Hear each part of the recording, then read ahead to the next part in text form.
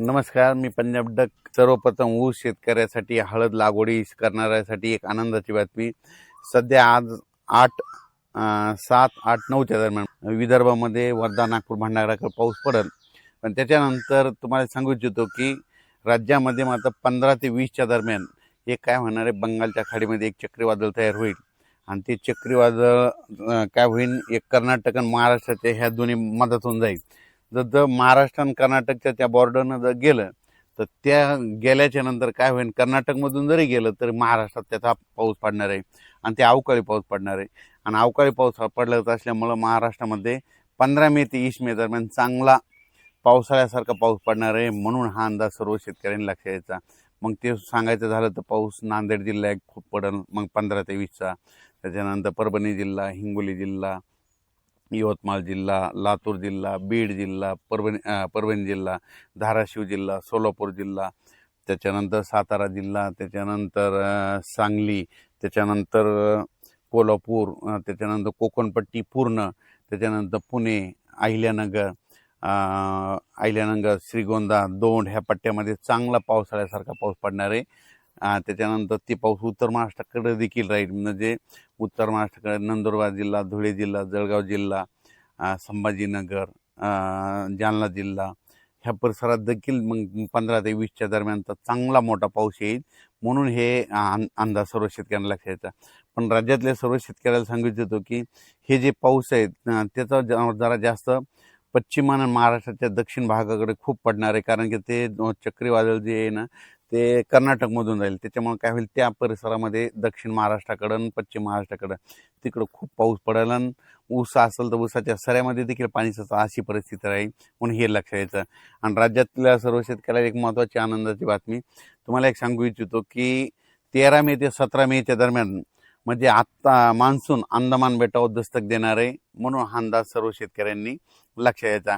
तसं तर 12 मेला समजा दस्तक देईल, पण डिक्लेअर कधी करते त्याच्यावर अवलंबून आहे. मात्र 13 मे ते 17 मेच्या दस्तक दिल्याच्या नंतर या वर्षी वेळेच्या अगोदर म्हणजे 5-6 दिवसानंच पाऊस मात्र दाखल होईल. म्हणून हे लक्षात यायचं. म्हणजे आजच्यानं कंप्लीट पेरणीसाठी कंप्लीट 33 दिवस राहिलेले आहेत, पाऊस यायला 33 दिवस राहिलेत. म्हणून हा अंदाज सर्व शेतकऱ्यांनी लक्षात यायचा आणि आपण आपल्या शेतीची कामे करून घ्यायची. आज जे 6 मे, आज देखील 6 मेच्या दरम्यान तुम्हाला सांगतो विदर्भामध्ये इकडं उत्तर महाराष्ट्रात 1-2 ठिकाणी, विदर्भात देखील बऱ्याच ठिकाणी आज देखील मान्सूनपूर्व अवकाळीच्या सरी बरसतील. म्हणून हे अंदाज लक्षात यायचा. आणखीन म्हणजे हे वातावरण उद्या 7, 8, 9 3 दिवस असंच वातावरण वेगवेगळ्या भागात विखुरलेल्या स्वरूपाचा तुरळक ठिकाणी पाऊस पडेल. म्हणून हे देखील लक्षात यायचं. आता 15 मे ते 20 मेच्या दरम्यान पाऊस मात्र दक्षिण महाराष्ट्र आणि मराठवाड्याकडे आणि उत्तर महाराष्ट्राकडे चांगला स्वरूपाचा, मुंबई देखील पुणेकरांना पाऊस पाहायला भेटेल, मुंबईवाल्यांना गरमीपासून दिलासा भेटेल, पुणेकरांना दिलासा भेटेल. म्हणून हे अंदाज मुंबई पुणेकरांनी देखील अंदाज लक्षात यायचा. पुणे जिल्ह्यातल्या शेतकऱ्यांनी देखील अंदाज लक्षात आणि आपण आपलं नियोजन लावायचं.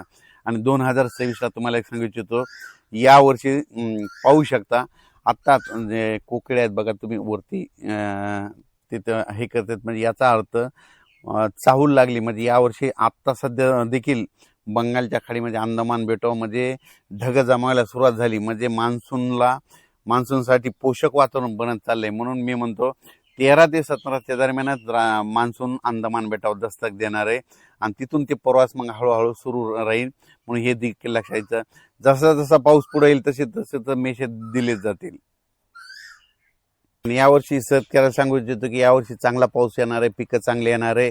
आणि यावर्षी मात्र परतीचा पाऊस मात्र धुमाकूळ घालणार आहे. म्हणजे परतीचामध्ये सप्टेंबर-ऑक्टोबर महिन्यामध्ये मग काय होईल ना, काही ठिकाणी अतिवृष्टी होईल, काही ठिकाणी मुसळधार पाऊस सप्टेंबर-ऑक्टोबर महिन्यात होईल. म्हणून हे लक्षात यायचं. म्हणजे यावर्षी दोन्ही पिकं येणार आहेत. खरीप पण येणार आहे. खरीप कमी पाऊस असल्यामुळे खरीप येईल, लवकर पेरणी होत असल्यामुळे खरीप चांगले येणार आहे. आणि उशिरा नंतर परतीचा पाऊस जास्त असल्यामुळं रब्बी चांगला येणार आहे. म्हणून हा अंदाज सर्व शेतकऱ्यांना लक्षात यायचा. राज्यात मात्र आणखीन 3 दिवस म्हणजे 7, 8, 9च्या दरम्यान विखुरलेल्या स्वरूपाचा ते पाऊस पडणार आहे. ते तुम्हाला सांगू सगळ्यात जास्त विदर्भाकडेच असणार आहे. पूर्व विदर्भ, पश्चिम विदर्भ, वर्धा, नागपूर, भंडारा, गोंदिया, चंद्रपूर, यवतमाळ, वाशिम, हिंगोली, त्याच्यानंतर नांदेड, परभणी, त्याच्यानंतर लातूर, धाराशिव, जालना, बीड ह्या पट्ट्यामध्ये असाच सोलापूर, सांगली कोल्हापूर ह्या पट्ट्यामध्ये हे ते पाऊस असणार आहे, म्हणून हा अंदाज लक्षात येतात. अचानक वातावरण बदल झाला तर उद्या एक मेसेज दिला जाईल. धन्यवाद.